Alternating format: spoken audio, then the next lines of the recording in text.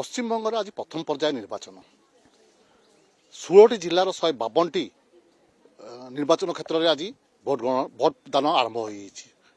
বেশ সকাল সকাল ভোটরঙ্ক বেশ ভিড় লম্বা ধাড়ি দেখা মিছে এবং সমস্ত মধ্যে উৎসাহ রয়েছে ভোটদান করবে নিজের অধিকার সাব্যস্ত করবে এবং সেপাই সমস্তে ধাড়ি বাঁধি ছিড়া হয়েছেন। আমি আসি পৌঁছিছু গোপীবল্লভপুর বিধানসভার ইয়ে হচ্ছে পণ্ডাচেচা বুথ যেটিকি এটি মধ্যে লোক ভিড় সিধাসলখ দেখিপারে আপনার লোক মানে এটি ধাড়ি বাঁধি ছিড়া হয়েছেন। বিশেষ করে মহিলা মধ্যে উৎসাহ রয়েছে এবং বয়স্ক লোক এখানে উপস্থিত রয়েছেন। সমস্ত মধ্যে উৎসাহ রয়েছে নিজের মতদান সাব্যস্ত করবে এবং সঠিক প্রার্থী বাছি তাঁর মত সাব্যস্ত করবে মনে করেছি। তারপর কে কি কিরকম হবে বলতে পারা যায়নি। তো তাও ভোট দিয়ে কত খুশি লাগছে? খুশি লাগছে।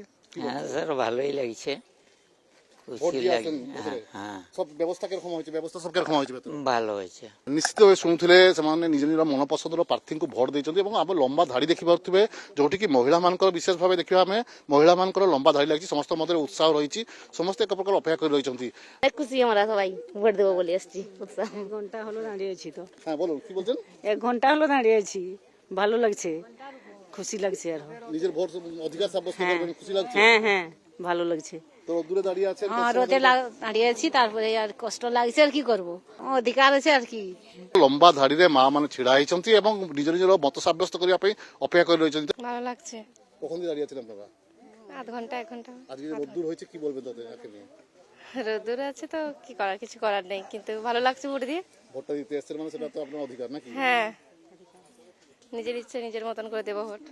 নিশ্চিত ভাবে দেখুলে শুণুলে আপনার সেমানে নিজের ইচ্ছা অনুসারে মতদান করবে এবং নিজের মনপসন্দর প্রার্থী বাছবে।